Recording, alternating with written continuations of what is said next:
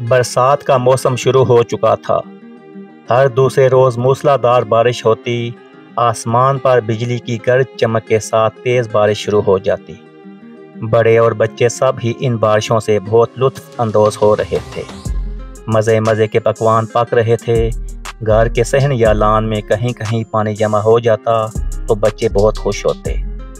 زویا اور شیزا کے لان کی کیاریاں بھی بارش کے پانی سے مکمل بھر چکی تھیں اور یہ دونوں بچیاں ان کیاریوں کی خالی جگہ پر پانی میں کاغذ کی کشتیاں چلا کر بہت خوش ہو رہی تھیں۔ نزدیک ہی پرندوں کے پانی پینے کا بڑا سا مٹی کا برتن بھی پانی سے بھرا ہوا تھا۔ اتنے میں ایک شہد کی مکھی پھولوں کا رس چوستی ہوئی آئی اور اڑتے اڑتے پانی کے برتن میں گر گئی۔ پانی میں گرنے سے اس کے پر بھیگ گئے۔ اب اسے اڑنے میں دشواری ہو رہی تھی۔ وہ پانی سے نکلنے کی ناکام کوشش کرتے کرتے تھک چکی تھی۔ زویا اور شیزا کی نظر اچانک شہد کی مکھی پر پڑی۔ دونوں کو بہت ترس آیا۔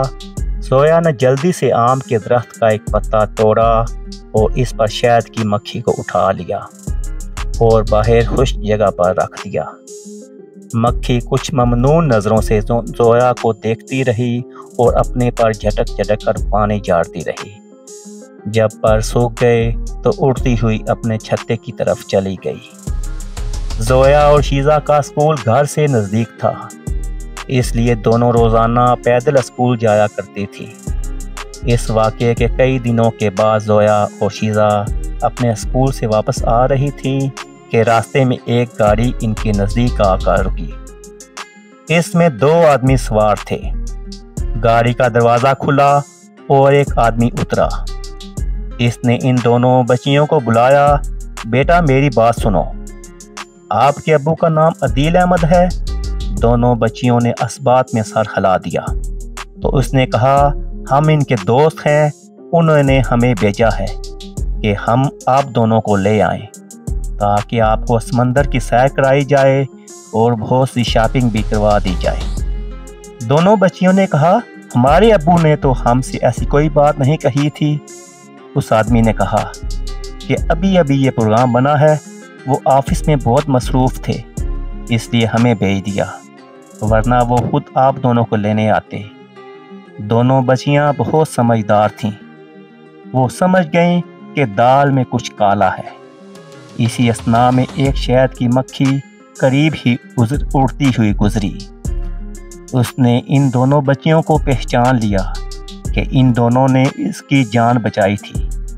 شہد کی مکھی نے فوراً بھین بھین کر کے نزدیک ہی لگے درخت کے چھتے کی مکھیوں کو بلا لیا۔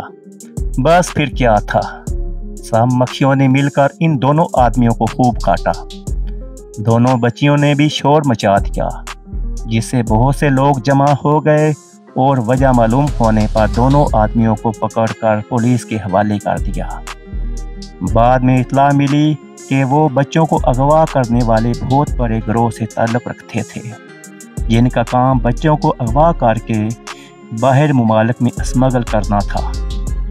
ان کے انکشاف پر بہت سے بچوں کو ان کے قبضے سے چھڑوا لیا گیا۔